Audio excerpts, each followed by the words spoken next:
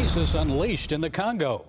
This week, 80 Christians were killed in a series of attacks in the eastern DRC. In recent years, a group we've told you about before, the ISIS-affiliated Allied Democratic Forces, has launched many attacks against Christians and others in North Kivu province.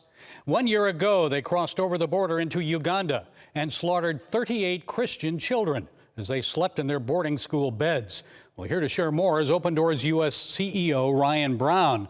Ryan, what more can you tell us about this recent attack and the Christians killed in the DRC?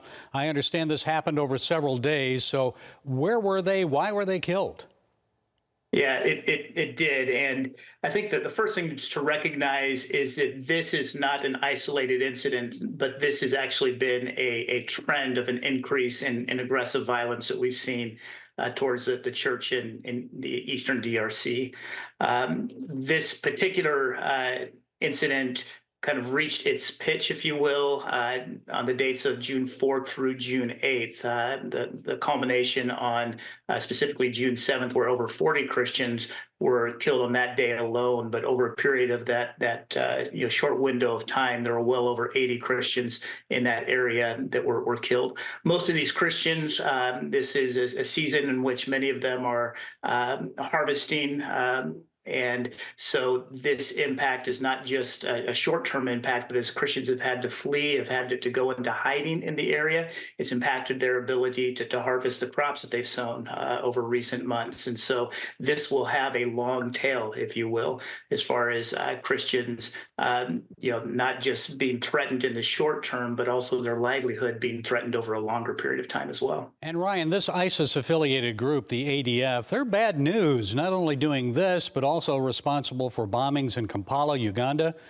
We mentioned that the boarding school attack in Mpangwe about a year ago, the ADF includes remnants of Joseph Kony's Lord's Resistance Army, and that terrorized people in South Sudan and northern Uganda years ago. So what needs to be done to stop them? Yeah, that's, I think the first and foremost thing that we always call people to is to pray, to be lifting up, because, anytime the people of God are attacked, it is first and foremost a spiritual issue.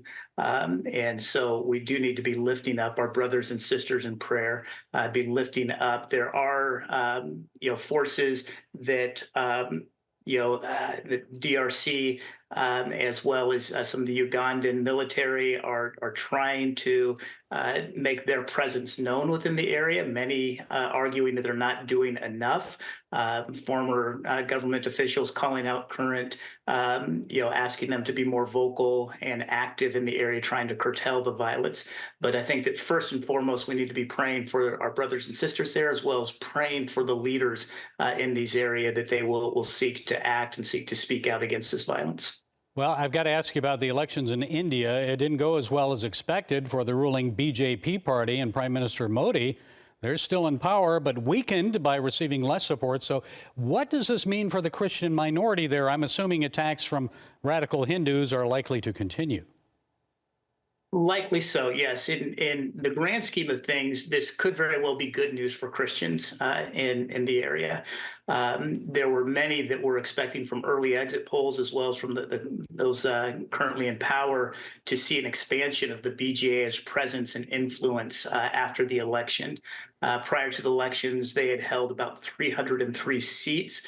There were some that were saying that would expand to about 370. And with that expansion, many were expecting that there would be really kind of an unbridled access to the Hindu nationalism just continuing to spread. Even talks of, perhaps a universal anti-conversion law there in India. With this, I think it should be marked that the BJP did not win enough seats to even have the majority of the seats there. By coalition and by partnership, they do have that majority. But again, when there was this expectation and even a fear by some that they would see this greatly expanded influence and control that the BJP would have, to see that being held in check, to see other parties, claiming a greater share of the available seats there. For many Christians, that they are walking away encouraged by those election results. Okay, and despite all this, the attacks and so forth, we're seeing Christianity spread and grow in India. Ryan Brown, CEO of Open Doors U.S. Always a pleasure, Ryan. Thank you for being with us. Thank you. It's a pleasure to be with you today.